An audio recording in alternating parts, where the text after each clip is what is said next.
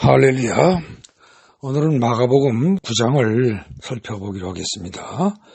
우선 이 마가복음 9장은 사실 또 상당히 어떻게 보면 난해한 얘기입니다. 변화산 이야기가 무슨 뜻인지 그것도 조금 애매하고요. 평범하게 읽으면 다 알 것 같지만 전체적인 주제를 파악하기가 쉽지 않은 부분이죠. 우선 1절부터 차곡차곡 살펴보겠습니다. 1절에 보면 진실로라는 말로 예수님께서 8장 34절에 이어서 무리와 제자들에게 말씀을 계속하시는 겁니다. 이는 이 진실로라는 말은 너희로서는 좀처럼 알아듣기 쉽지 않겠지만 분명한 사실을 내가 선포하는 것이니 각별히 귀담아 듣고 잘 깨달아주기 바란다라는 뜻입니다. 그러니 애타고 아주 간절한 호소라는 그런 표현이죠. 여기 서 있는 사람 중에는 죽기 전에 하나님 나라가 권능으로 임하는 것을 볼 자들도 있느니라 라는 말씀을 하십니다. 이 말은 하나님 나라는 일반적으로 죽은 다음에나 볼 수 있는 것이다. 그러므로 죽기 전에 보는 경우는 거의 없지만 내가 여기 서 있는 사람 중 몇 명에게는 죽지 않은 상태에서 하나님 나라가 임하는 것을 특별한 권능으로 보여주겠다는 말입니다. 이처럼 해석할 수 있는 까닭은 뭐냐면요. 볼 자들도 있으리라는 그 미래적 표현을 쓰고 있다면 이는 앞으로 일어날 가능성의 우연을 나타내는 것이 되겠지만 볼 자들도 있느니라 그러고 현재로 표현을 했습니다. 이렇게 현재 시제 형태로 말씀하심으로써 자신의 의지로 이룰 수 있는 분명한 사실에 대한 확신을 표현하신 것이기 때문에 이거는 내가 보여주겠다 그런 얘기죠. 또 2절에 보면 엿새호야라는 말이 나옵니다. 이 말이 별거는 아닌 것 같고요. 그냥 넘어갈 수도 있습니다. 그러나 왜 하필이면 엿새냐? 이런 질문을 할 수가 있겠죠. 근데 이 엿새라는 표현이 구약에 보면 여러 군데 나오긴 하지만 출애굽기 24장에서 하나님이 모세에게 시내 산에 오르라고 명령을 하실 때 그때 여호와의 영광이 시내산 위에 머무르고 구름이 엿새 동안 산을 가립니다. 그리고 7째 날에 여호와께서 구름 가운데서 모세를 부르셔서 모세가 40일간 시내산에 올라가 하나님을 뵙게 되지요. 마치 이 장면처럼 예수께서 1절의 말씀을 선포하신 엿새 후에 베드로, 야고보, 요한을 데리고 높은 산에 오르십니다. 그래서 여기 이 엿새후에란 말은 출애굽기의 24장 그 시내산에 모세가 오르는 장면을 연상케 하는 그런 장면입니다. 2장의 후반절부터 또 6절까지를 살펴보겠습니다. 높은 산에 올랐을 때 사람들이 보는 눈앞에서 제자들이 보는 눈앞에서 예수가 변형이 됩니다. 옷이 색깔이 달라지고 얼굴에 빛이 나고 모든 것이 다 바뀝니다. 실로 놀라운 일이며 믿기 어려운 일입니다. 그래서 예수께서는 미리 내가 진실로 너에게 이르노니라고 말씀을 하셨던 거죠. 게다가 이미 1400년 전에 죽어버린 모세와 700년 전에 죽은 엘리야가 나타나서 예수님과 대화를 하더니 이건 도저히 믿을 수 없는 일입니다. 그러나 엄연한 사실이며 분명한 실제입니다. 베드로, 야고보, 요한 등 3명이 꿈을 꾸는 것이 결코 아니었죠. 그들은 시내산 꼭대기에서 구름 속에 나타나신 하나님을 이스라엘 백성들이 두려워했듯이 눈앞에 나타난 장면들, 모습들을 보고 두려워합니다. 그래서 심지어 자기들이 무슨 말을 하는지 잘 알지도 못하고 거의 헛소리를 하는 지경입니다. 그런 중에 구름 속에서 이는 내 사랑하는 아들이니 너희는 그의 말을 들으라 하는 하나님의 말씀이 들려옵니다. 그래서 제자들이 문득 주위를 둘러보니 아무것도 보이지 않고 오직 예수와 자기들만 남아 있었습니다. 꿈인지 생시인지 바울이 말하듯이 몸 밖에 있었는지 몸 안에 있었는지 잘 알 수가 없을 정도입니다. 그러나 분명한 사실이요 엄연한 사실입니다. 눈에 보이지 않았던 세계, 그러나 분명히 존재하는 세계, 영의 세계, 진정한 하나님의 나라가 있었던 것입니다. 이미 죽어버린 모세와 엘리야를 동시에 만나서 대화를 하다니 죽음이 없는 세계고 시공을 초월한 세계입니다. 게다가 우리가 믿고 따라야 할 분은 오직 예수뿐임을 하나님이 직접 말씀하시고 밝혀주시는 세계. 눈앞에 벌어지는 현실에 놀라서 뭐가 뭔지 어리둥절하고 두려워서 헛소리를 할 수밖에 없는 세계. 그런 세계가 분명히 존재한다는 것입니다. 그렇다면 지금 우리가 살고 있는 세상은, 이 세계는 이건 무엇일까요? 지금 우리가 살고 있는 이 세상이 모두 다가 전부가 아니라는 뜻인데 실로 놀라운 일이 아닐 수 없습니다.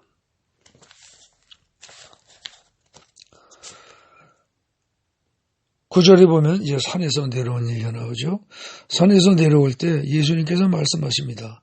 내가 죽고 부활하기 전까지는 너희가 조금 전에 본 것을 아무에게도 말하지 말라고 말씀하십니다. 12제자 중에 지금 3제자를 데리고 올라오셨으니 나머지 9명 제자에게도 말하지 말라 하시는 겁니다. 하기야 말을 한들 어느 누가 그 말을 믿겠습니까? 거짓말을 한다고 할 것이요. 예?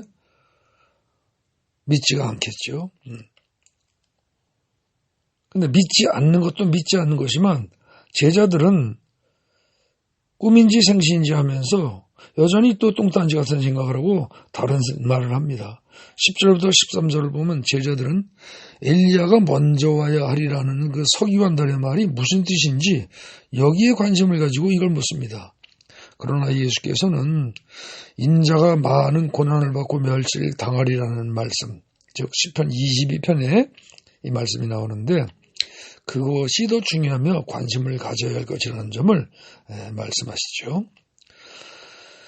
14절부터 보면 결국은 이제 다시 이 세상에 내려왔습니다. 예수님과 제자들이 다시 이 세상에 내려와 보니 참으로 딱한 상황이 벌어지고 있습니다.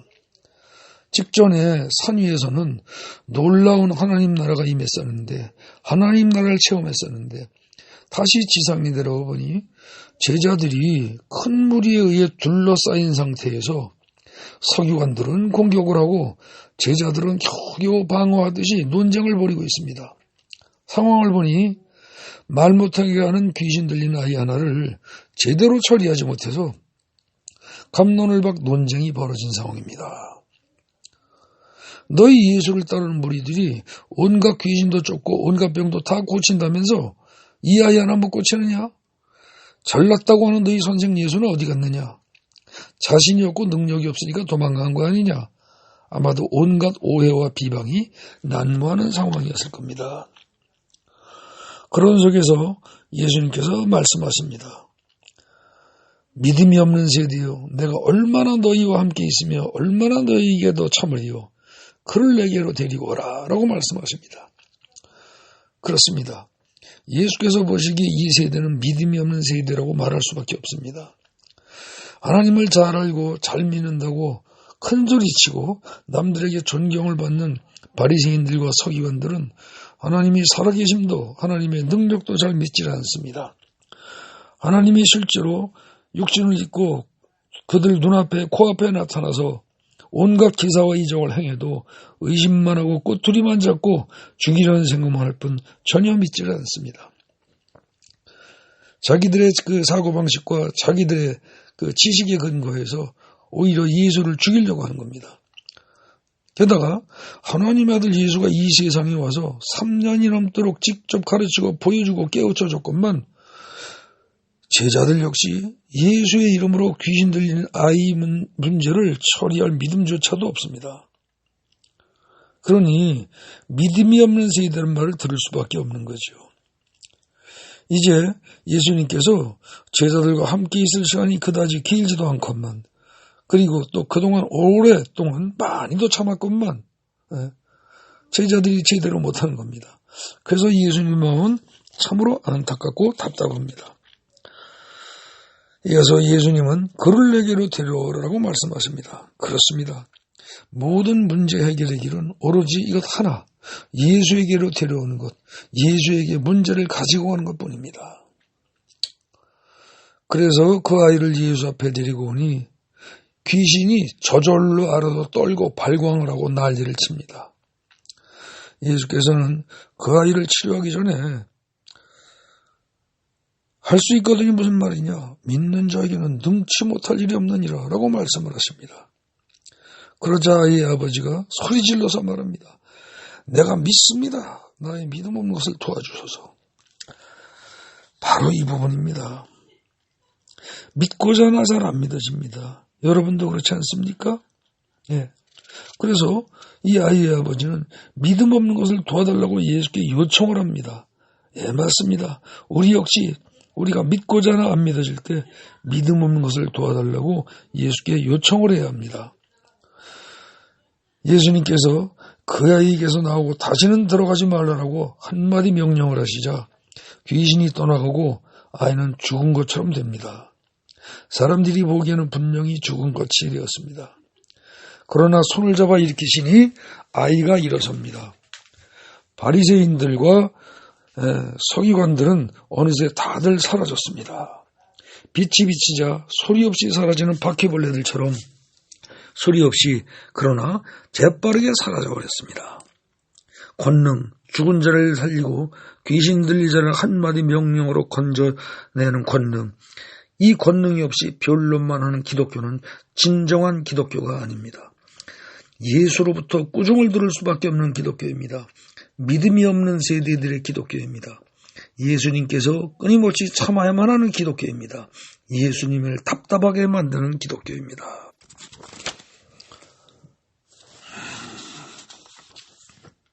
28절부터 29절을 살펴보겠습니다. 우리는 어찌하여 능히 귀신을 쫓아내지 못할 거라고 제자들이 묻습니다.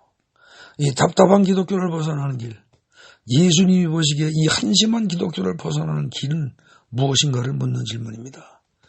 이에 대한 예수님의 대답이 곧 기도였습니다. 기도가 유일한 길이라고 대답하십니다.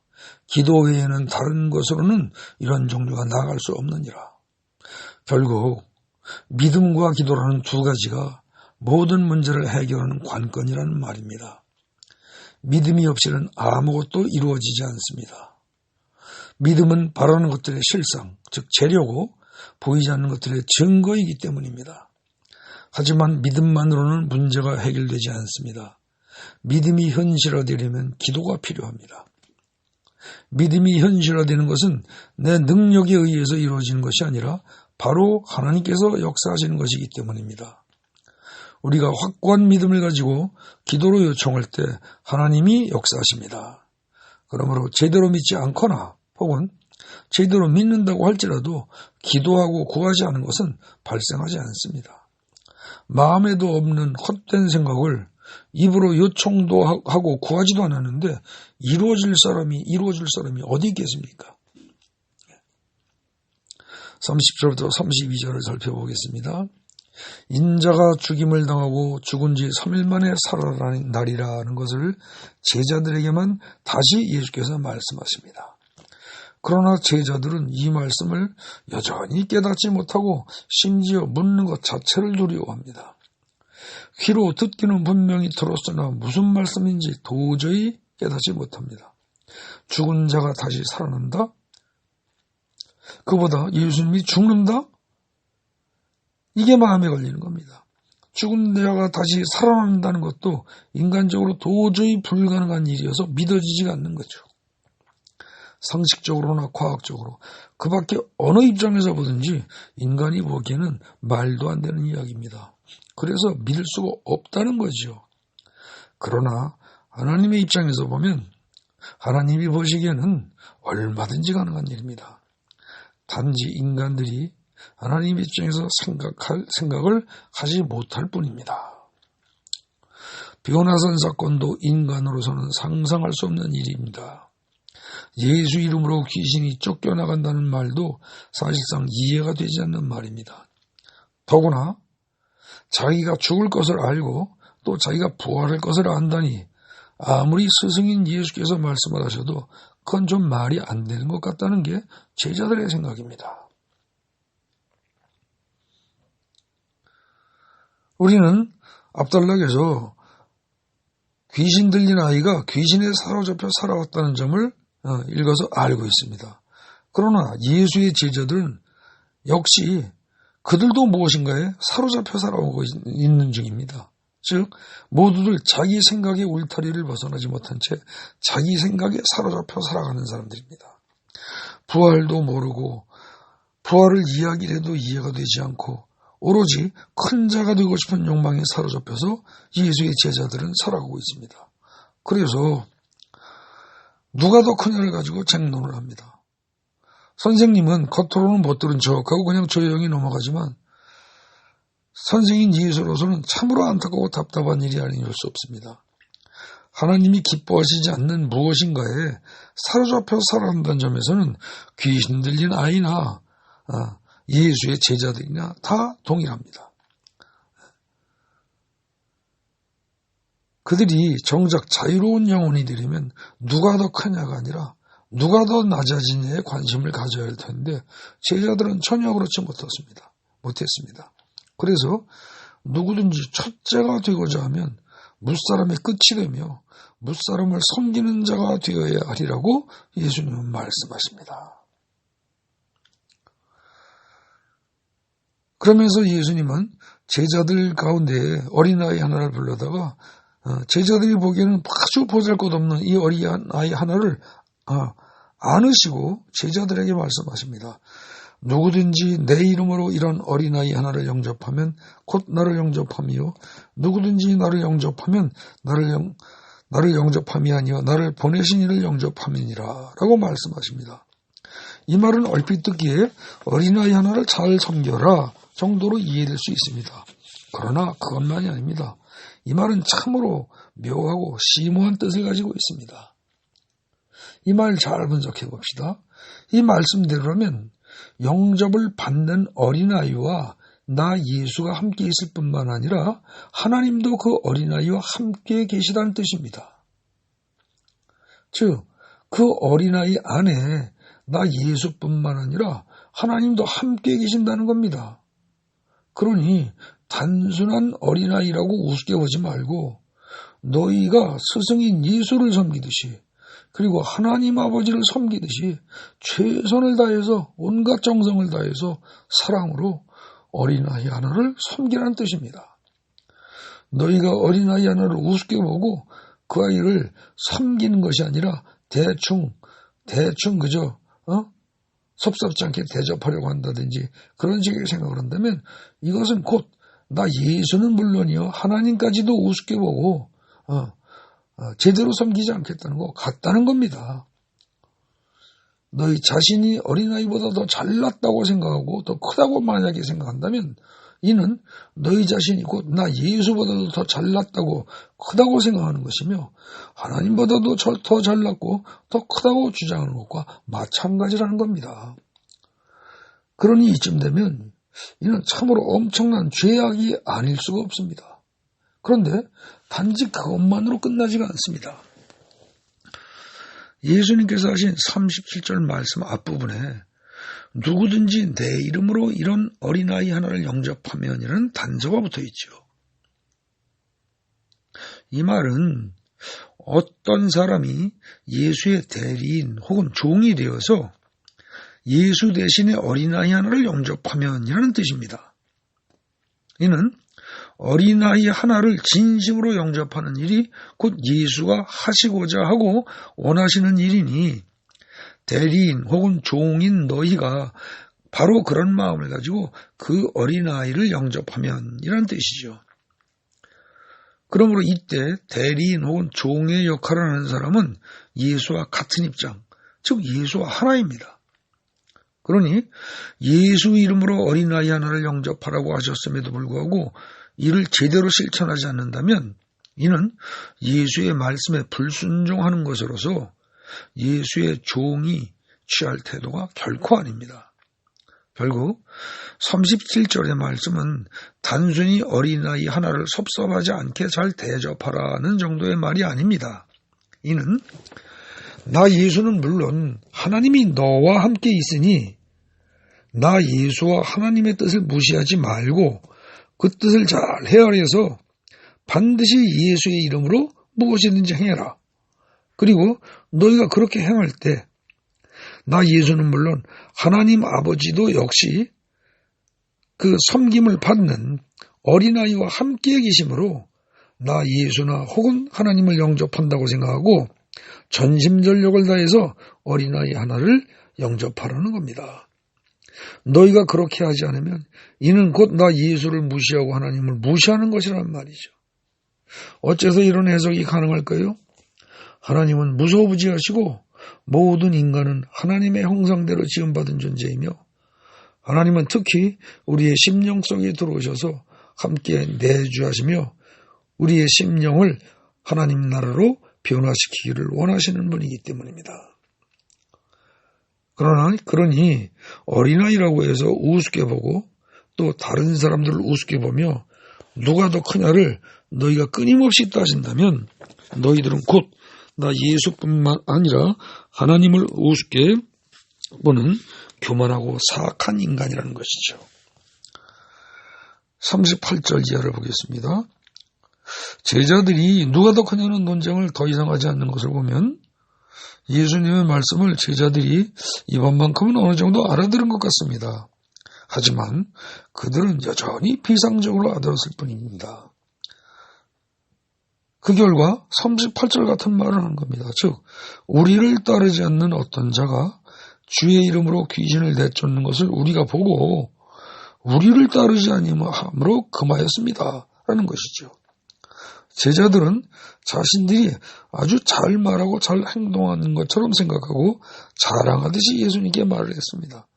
그러나 사실상 제자들은 누가 더 크냐라는 개인적 경쟁의식을 그저 억누르고 우리라는 개념으로 그럴듯하게 포장을 했을 뿐 여전히 누가 더 크냐에 대한 그러한 욕망을 버린 건 아니었습니다. 그래서 이 점을 이미 꿰뚫어 알고 계시는 예수님께서는 39절 40절에 말씀을 하십니다. 이 39절 40절의 말씀은 나와 남을만이 아니라 우리와 저들도 구분하지 말라는 겁니다. 너희가 구분하는 우리가 아닌 사람들, 그 사람들도 사실은 우리, 즉 나와 통하는 사람들이라는 겁니다. 예수의 이름으로 의탁하거나 39절에 나온 것처럼 혹은 40절에 나온 것처럼 예수를 반대하지 않는 자는 우리를 위하는 자들이라는 겁니다. 또 어떤 사람이 예수 그리스도에게 속한 자라고 해서 그에게 냉수한 것이라도 제공하는 사람이 있다면 그 사람은 반드시 마땅한 상을 받을 것이라고 말씀하십니다. 왜냐하면 사람들의 그런 사소하게 보이는 그런 행동들이 모두 합쳐져 선을 이루고 또 하나님 나라를 확장하는 결과를 낳게 되기 때문입니다. 그러나 이와는 반대로 나 예수를 믿는 작은 자들 중에 하나라도 실족하게 한다면 실로 엄청난 대가를 지불해야만 할 것이기에 그런 실수를 범하느니 차라리 연자맷돌이 그 목에 매여 바다에 던져진 것이 더 나을 것이라고 예수님은 말씀하십니다. 그러면서 또 너의 손이든 발이든 눈이든 너 자신을 범죄하게 하는 것이 있다면 차라리 찍어내고 잘라내고 빼어버리는 것이 더 나을 정도로 어느 누구든지 사람을 범죄하게 해서는 안 된다는 점을 말씀하십니다.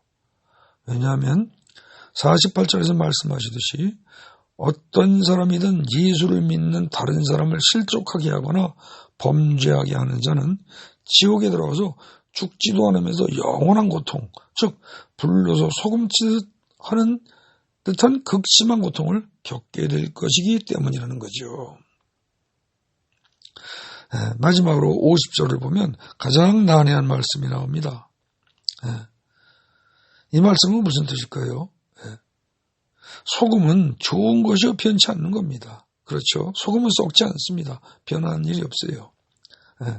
그러면서 너희 속에 소금을 두고 화목하라고 말씀하십니다. 이는 너희 속에 영원히 변치 않는 소금, 즉 예수 그리스도를 도움으로써 너희 마음속에 예수 그리스도를 도움으로써 너희 자신의 부패를 방지하고 또 나아가서 다른 사람들과 서로 화목하라는 얘기합니다.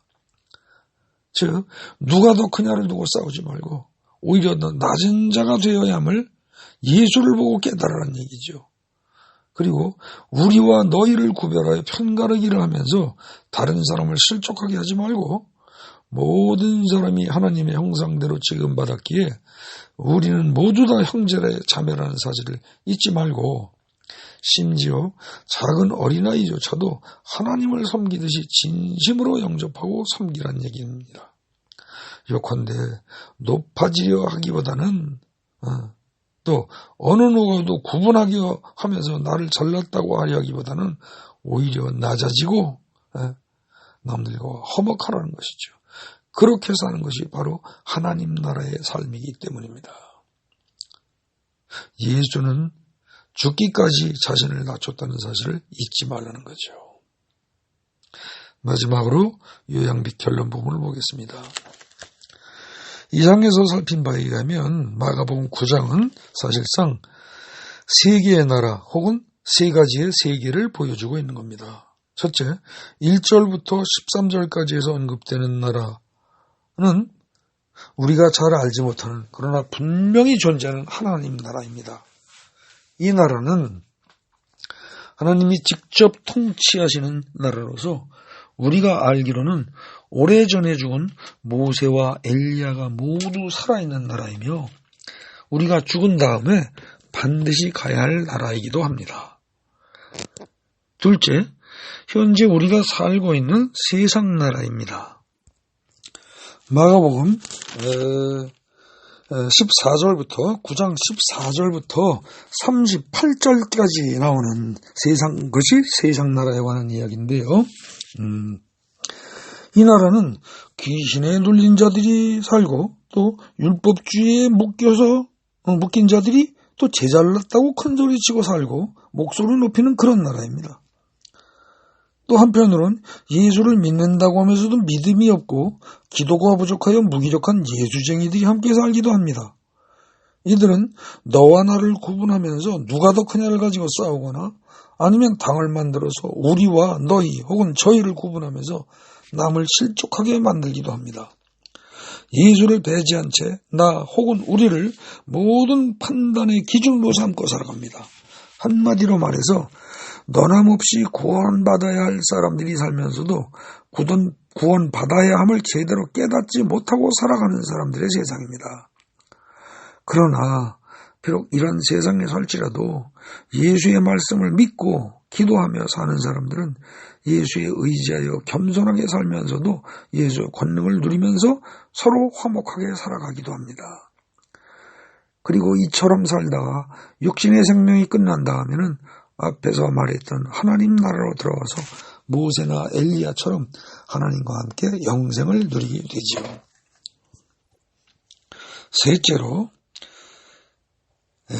하나님 나라에 가지 못하는 사람들이 죽은 후에 가게 될 지옥 세계를 말하는 부분이 나옵니다. 이것이 마가복음 9장에 42절 정도부터 점차 구체적으로 나오기 시작하는데요. 42절 이하를 보면 남들을 실족하게 하는 사람, 그리고 스스로 남들에게 자기 자신을 범죄하게 하는, 남을 범죄하게 하는 사람들, 이런 사람들이 가는 세상입니다. 이곳에서는 구더기 한 마리도 죽지 않습니다. 즉 사망은 없습니다. 하지만 소금을 뿌리듯이 불덩어리가 계속 정신없이 떨어지는 속에서 영원한 고통을 겪으며 살아가야 하는 곳입니다. 그러므로 이곳에 들어가서 영원한 고통을 겪으면서 영원히 사느니 차라리 범죄하게 한 자신의 손과 발 그리고 눈이 찍혀버리고 뽑힐지라도 지옥에 들어가지 않는 것이 더 낫다는 것이죠. 결국 마가복음 9장이 우리에게 말해주는 것은 다음과 같은 몇 가지 점들로 이야기됩니다. 첫째, 우리의 육신이 죽은 후에 갈 곳은 하나님 나라, 즉 천국이 아니면 지옥이다. 둘째, 천국은 예수의 말씀을 믿고 기도함으로써 비록 지금 불완전하지만 지금 누리며 살 수도 있고 또 장차 가서 영원히 살 수도 있다. 즉 예수의 말씀을 믿고 예수의 말씀을 따라 살며 끊임없이 기도를 한다면 예수의 권능을 이 세상에 누리면서 귀신을 쫓아내고 자신을 낮추고 예수의 뜻대로 살아가는 천국 백성의 삶을 현생에서 누리며 살게 될 것이고 또 죽은 후에는 당연히 하나님 나라로 들어가 영생을 누리게 될 것이다.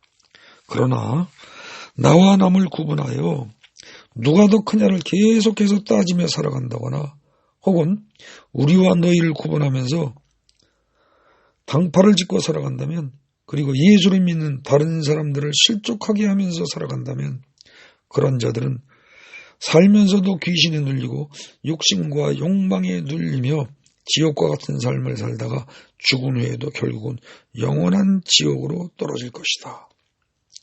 자, 그러니 천국과 지옥행 중에서 어느 쪽을 택하겠는가? 선택의 기회는 이곳 현생을 살면서 단 한 번 주어질 뿐이다. 그리고 선택권은 이미 여러분 자신에게 주어져 있다. 잠시 머무는 이 세상에 살면서 당신은 천국과 지옥 중 무엇을 택할 것인가? 마가복음 9장은 바로 우리에게 이 질문을 하고 있는 것입니다. 부디 마가복음 9장의 참된 의미를 제대로 깨닫고 오늘부터의 모든 삶이 천국을 향하는 삶이 될 수 있도록, 지옥을 향하여 가는 삶은 다 떨어버리고 천국을 향하여 가는 삶을 살아가는 당신으로 변화되기를 예수님의 이름으로 간절히 부탁드리고 기도합니다. 아멘.